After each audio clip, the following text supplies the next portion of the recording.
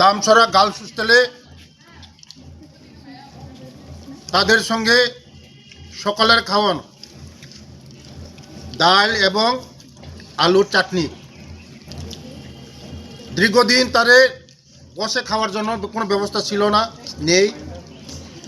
এখন আমি নতুন বিল্ডিং স্যাংশন করেছি। এটার মধ্যে থাকবে ডাইনিং হলও থাকবে, খাওয়ার ব্যবস্থা, বসে খাওয়ার ব্যবস্থা হবে এখানে। আমাদের সরকার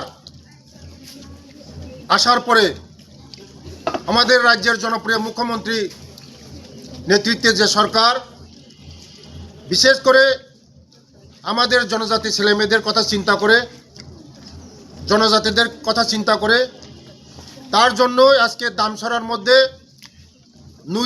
দুইটা বিল্ডিং গার্লস এবং বয়েজ হোস্টেলের ব্যবস্থা করার নতুন স্যাংশন হয়েছে। কিছুদিনের মধ্যে নিউ কনস্ট্রাকশন আরম্ভ হবে। এই কনস্ট্রাকশনের মধ্যে বসে খাওয়ার ব্যবস্থা, এটা ব্যবস্থা আছে। দীর্ঘ 35টা বছর আমাদের এই রাজ্যের সরকার ছিল মানিক সরকারের সরকার। ওরা আমাদের কথা চিন্তা করে না, আমাদের ছেলে মেয়েদের কথা চিন্তা করে না, শুধু বুথের রাজনীতি করে।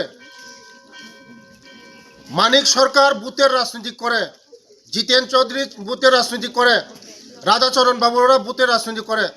আমাদের ছেলে মেয়েরা কি কষ্টের মধ্যে দাঁড়িয়ে দাঁড়িয়ে খেতে হয়। আজকে ওই কথা চিন্তা করে আজকে এখানে নতুন বিল্ডিং আমি স্যাংশন করে দিয়েছি। গার্লস এবং বয়েজের স্যাংশন করে দিয়েছে 100 সিটারের জন্য। আগামী দিন সারা ত্রিপুরা রাজ্যের মধ্যে নতুন হোস্টেল ব্যবস্থা করা হচ্ছে এবং নতুন সিস্টেম ব্যবস্থা করা হচ্ছে। আগে কোনো দিন স্মার্ট ক্লাস ছিল না, টিভি ছিল না, সিসি ক্যামেরা ছিল না, জলের ব্যবস্থা ছিল না। এখন আমাদের সরকার আসার পরে অনেক কিছু করে দেওয়া হচ্ছে। আগামী দিন আরও ব্যবস্থা করে দেওয়া হবে। ধন্যবাদ।